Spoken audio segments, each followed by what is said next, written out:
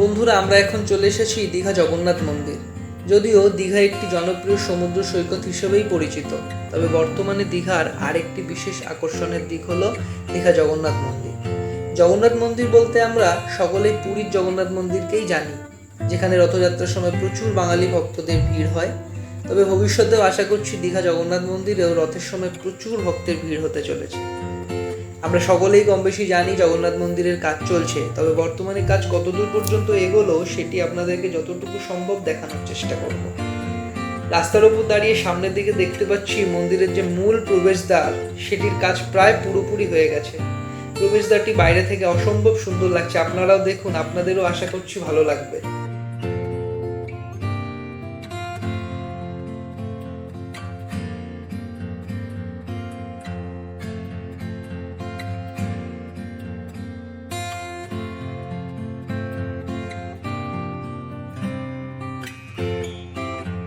তো চলুন আপনাদেরকে একটু ভেতরের দিকটা দেখানোর চেষ্টা করি।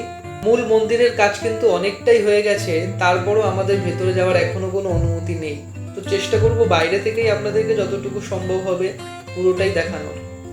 দেখুন বন্ধুরা, আপনাদেরকে দেখানোর চেষ্টা করছি ভেতরের দিকটা। হ্যাঁ, আমার মনে হয় আপনারা বুঝতে পারবেন যে কাজ কত দূর এগিয়েছে।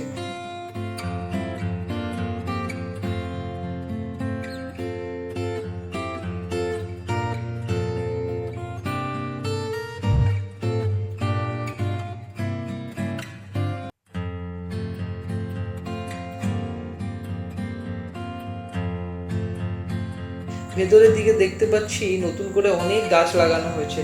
সময়ের সাথে সাথে এই গাছগুলো বড় হয়ে গেলে মন্দিরের সৌন্দর্য আরো অনেকাংশে বেড়ে যাবে।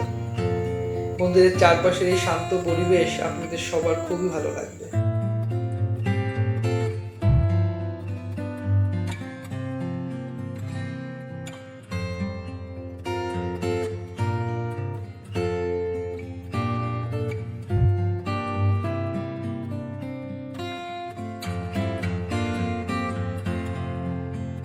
বর্তমানে মন্দিরের প্রস্তুতির দিকটা বলতে গেলে আমার মনে হয় যে জগন্নাথ মন্দিরের অনেকটাই কাজ সম্পন্ন হয়েছে, এবং আশা করছি যেভাবে কাজ হচ্ছে তাতে খুব অল্প দিনের মধ্যেই আমরা মন্দিরের মধ্যে প্রবেশ করে দর্শন করতে পারবো।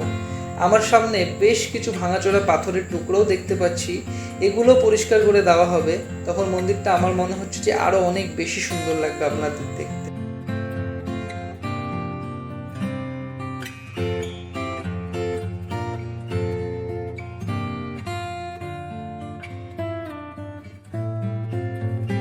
জগন্নাথ মন্দির আসতে চাইলে আপনারা খুব সহজেই এখানে আসতে পারবেন।